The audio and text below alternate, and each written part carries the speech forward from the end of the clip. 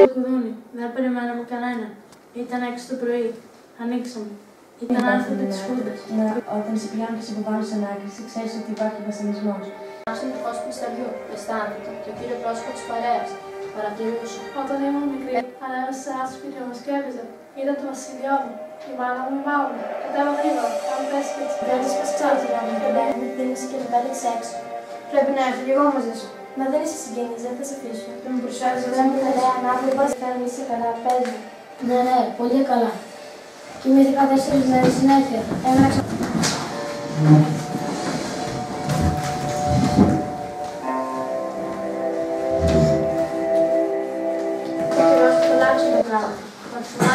Αυτή ήταν η γιορτή.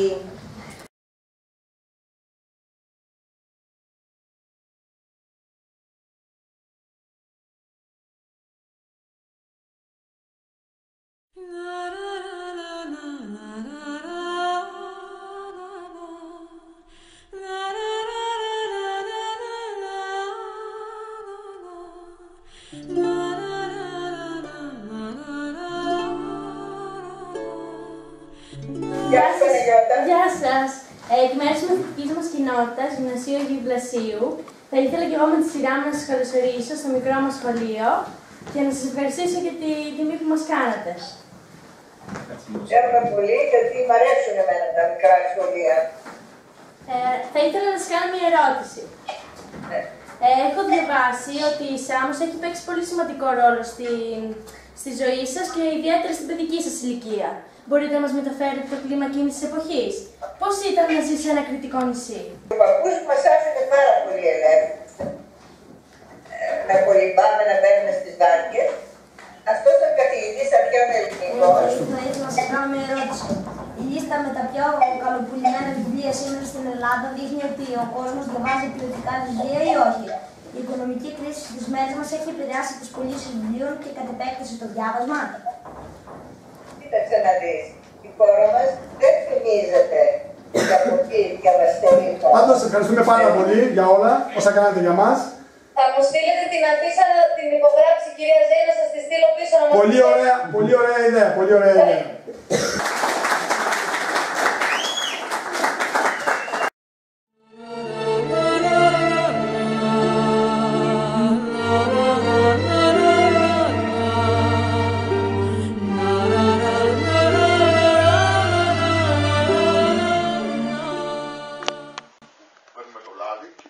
Έξω από το ηλεκτρίδι μαζεύονται σε πολύ μεγάλους όγκους στα φύλλα, το οποίο είναι κοντές είναι στο βαμβακιού, καθαρή κυταρίνη δηλαδή όπως λέμε.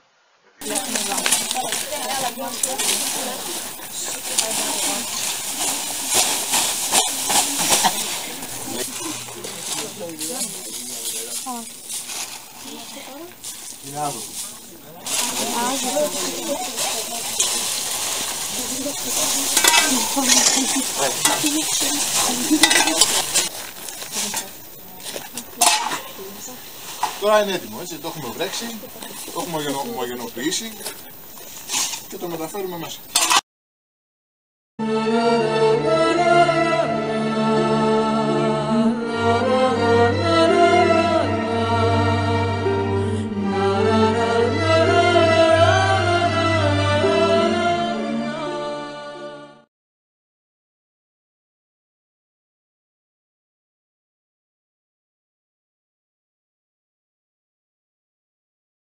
Με 50 χρόνια πιο πριν.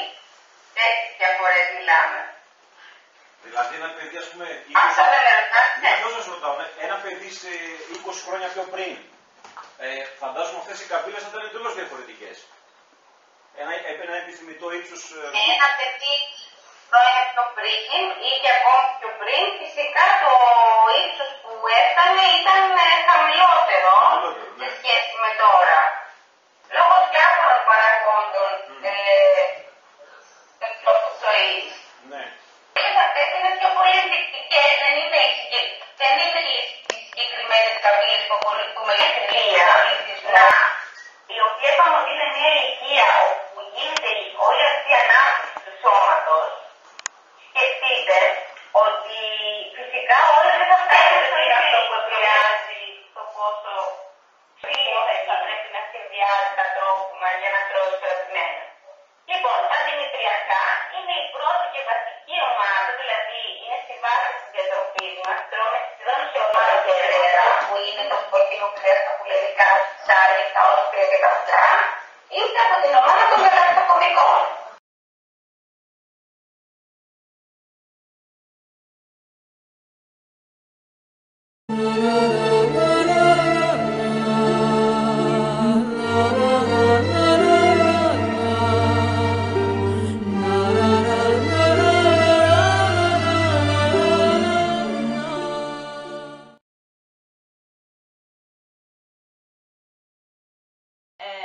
Εσείς δεν θα μπορείτε ίσως να πιάσετε το σφυγμό, αλλά μπορείτε να πλησιάσετε τα αυτή σας, να δείτε αν αναπνέει, αν υπάρχει σφυγμός και αν κάνει από κάπου αίμα, που εμείς να το βλέπουμε. Δηλαδή, αν είναι σπασμένο λοιπόν, αν φωνάζουμε, είστε καλά και περιμένουμε μια αντίδραση.